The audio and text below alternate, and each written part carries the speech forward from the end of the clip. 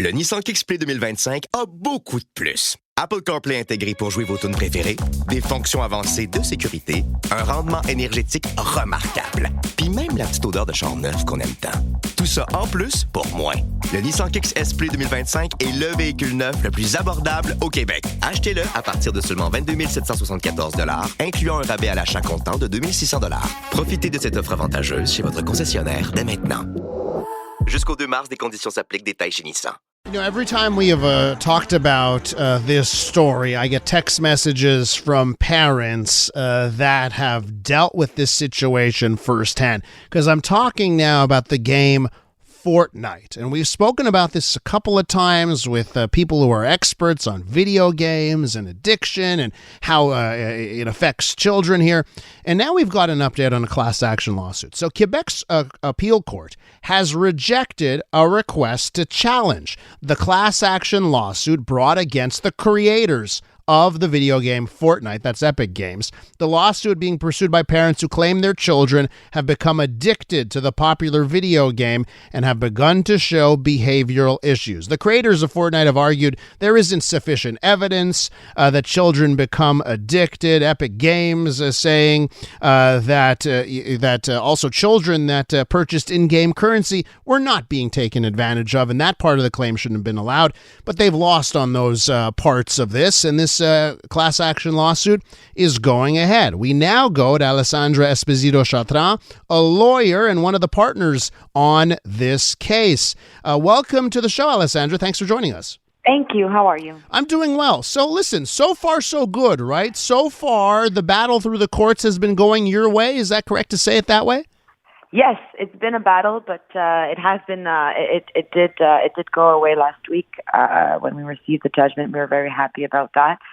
So this basically means that the file will go back to the Superior Court and will proceed. The class action will proceed, which means the actual trial will start. So it will be allowed to proceed. Fortnite, one of the biggest video games out there. For all of our listeners here who either play the game, because we've got all types of listeners, but for the listeners here, primarily the parents, and they have children who play this game, what do they need to know about your class action lawsuit? So in Quebec, we have what is called an opt-out system, which means that when a judge approves a class action, allows it to go forward, it defines a group of people. In our case, there are two groups of people. The first group being people that have displayed symptoms of addiction, so, behavioral changes, problems at school, problems in their personal life, the classic symptoms of addiction. And the second group is minors who have spent on the game. If a minor identifies themselves to either one of the categories, or even not a minor, the first category is not only directed towards minors, it's just anybody who displays those symptoms, then you are automatically a part of the class action unless you opt out. So we are preparing right now notices to members that will go out. We always the judge tries to approve the manner in which the notice can be seen by as many people as possible. Traditionally it was in newspapers, and now we're kind of trying to go more electronically, trying to reach as many people as possible. And when you get that notice, you have 30 days to exclude yourself and to tell the court, well, listen, I don't want to be a part of this class action because I want to preserve my right to sue Epic Games on a personal level. Gotcha. Because once you're in the class, once you don't exclude yourself, you are bound by whatever settlement or judgment arrives in the case. So, of course, those are the mechanisms of a class action lawsuit. Now to the case at hand involving Fortnite and Epic Games. Listen, I've played video games in my lifetime. Let me tell you, when a new Mario Kart game comes out, I am playing that so much. And at times I'd be like, man, I'm addicted to this game because I love it, right? Yeah. What sets, in your opinion, and in this lawsuit's, in the arguments of this lawsuit, what sets Fortnite apart when it comes to the addiction levels of children playing this game versus the type of addiction we get to all video games at times? So what sets it apart really is its UX, is its design. There are a number of dark patterns, design tricks that are geared a lot towards minors. and that game specifically is a free game, by the way, and has made, I think, $8 billion last year in revenue. So all of those are in-game purchases, and all those purchases are influenced by all those patterns, all those algorithms that are dangerous. It's kind of like gambling algorithms almost, and the marketing that they use. So this game is kind of the most sophisticated in that sense. And it's the game that we've seen, the most damage done throughout the world. There's centers dedicated to Fortnite detox, quote unquote. But that game, there was a lot of the psychologists that created the game. A lot of people don't know, but they were a team of psychologists that used human behavioral patterns and their knowledge of the human brain to create a game. They call it to be engaging, and we call it to be addictive and to make profit.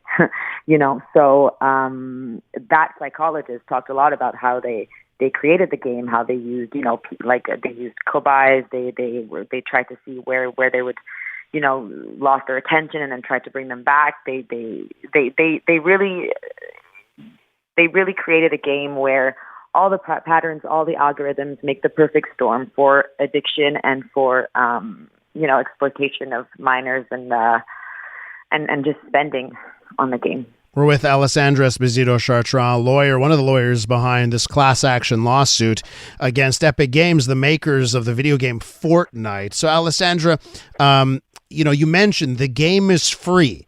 Yet it being, despite the fact that it's a free game, billions of dollars in revenue. Yeah. If you could explain the mechanisms, and I know you touched on it a bit here, but explain the mechanisms of those in-game purchases and why that just is so different than what we see in other video games. There's ways so basically they play on a lot of they ploy on a lot of human weaknesses, like they'll say something's available only for 2 days, and then people rush to buy it. And let's not forget, what people are buying is just cosmetic items that bring them absolutely nothing in the game, like skins and stuff like that. They don't buy anything that gives them an advantage in the game. It's purely cosmetic. They'll bring them out, let's say, on a Friday night when they know that people are not in school. They ploy on people's desire to have the newest, the best, and also there's a culture around it, in schools and bullying going on. Oh, well, you don't have a nice skin, blah blah. So they really insert themselves in people's minds and make them think they need something that they truly do not need. What is the state of the lawsuit right now? What are the next steps here? And maybe you can tell us the timeline that we'll see on this class action lawsuit. Yeah. Well, first I don't know if you heard about the FTC, the Federal Trade Commission in the U.S.? They were fined $520 million a couple of weeks ago. Okay. Yeah. So they were fined. So it's not, you can't do a class action in the States because there's a class action exclusion clause, but the FTC fined them $520 million. Part of the lawsuit, part of the fine was because of a violation of Minors Privacy Act. But the other part was a violation of, basically they said that minors, all the dark patterns, all the design tricks were a violation of minors' integrity. And they were fined. It's exactly basically the basis of our lawsuit. So they deployed design tricks known as dark patterns to dupe children into making purchases. So when we saw that, we were very happy. So that was I think that was in December, actually. December 19th. I'm looking at it now. Exactly. Yeah. So one of a big part of it is basically our lesion case, saying that they duped children into making unintentional purchases. And that's exactly what we're bringing here. So now they could technically try to appeal to the Supreme Court. It would be very, very hard. So we can't say if they will. We'll know in 30 days. But Gotcha. Normally we'll go back to the Superior Court and argue the case. We'll have so many experts. We've also spoken to so many experts. It's going to be a very interesting case.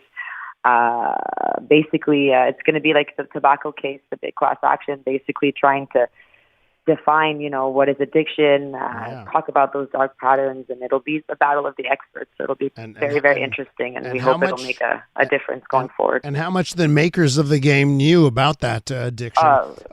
We have to leave it there, but I want to thank you for coming on. We'll be keeping track of this lawsuit. Thanks for joining us. Okay, you're welcome. Alessandra Esposito Chartrand is a lawyer, part of the case, this class action lawsuit against the makers of Fortnite.